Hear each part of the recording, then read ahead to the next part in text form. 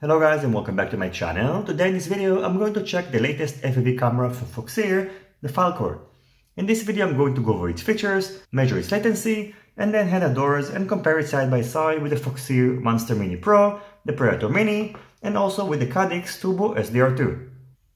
Inside the package we get in first the camera. The Falkor is available in 4 colors, so you can either get it in blue, white, and also in black and red.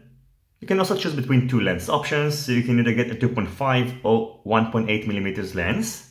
The camera itself is a full-sized camera. It features a 1200 TV line CMOS sensor, and through its OSD you can set the picture format between NTSC and PAL, and also the aspect ratio between 4:3 and 16:9.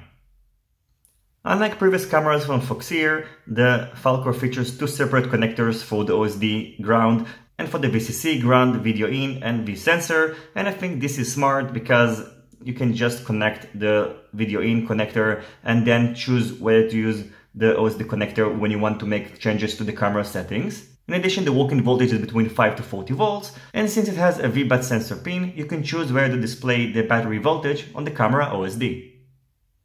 On the bottom of the package we get in the instructions manual, so you can see there is also a Falkor Micro in design. Probably Foxeer are going to release it soon, and maybe, I'm not sure, they're also going to release a mini version.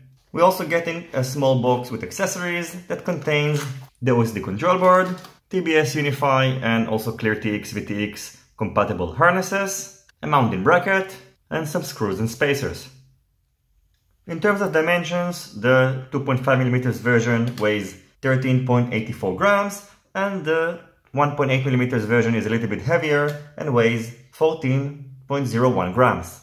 The measurements of the back part of the camera is about 25.8 by 28.2mm, and the distance between the back part of the camera to the front of the lens is about 28.5mm. Now I'm going to go quickly over the OSD configuration. So of course you need to connect the OSD control board, and then in order to enter the menu you need to short press the center button. Then you can change all the settings such as the auto exposure, the white balance. The day and night can be changed between external, auto, color, and black and white. Under image enhance we can set the contrast, sharpness, color gain, and the 3D NR.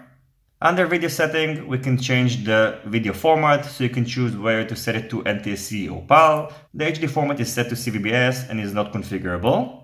Under special setting, you can change the aspect ratio between 4:3 and 16:9. You can also choose where to disable the name, the voltage, and the timer of the OSD. And you can also set the presets of the camera under image style, so you can set it to sunset, sunny, cloudy, and indoor.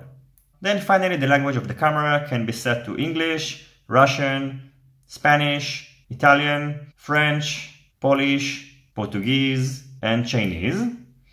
You can also perform a reset. It's not going to prompt you, and after pressing it, it's going to reset the values to the default settings. And in addition, you cannot exit the settings menu without saving the changes, so I'm not sure why Foxeer did it. Maybe they're going to change it in a future version. So when you press save and exit, it's going to exit the settings and of course save them, and you don't have any other way of exiting the menu without saving the changes that you made.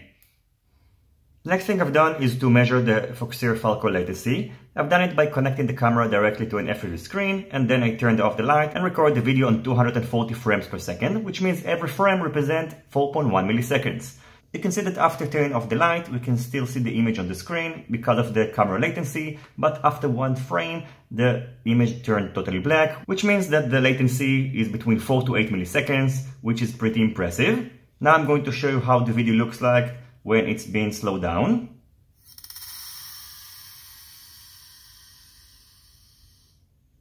The next thing I'm going to do is to head outdoors and compare the Foxeer Falkor side by side with the Predator and Monster Mini FPV cameras from Foxeer, and also with the Caddx Turbo SDR2.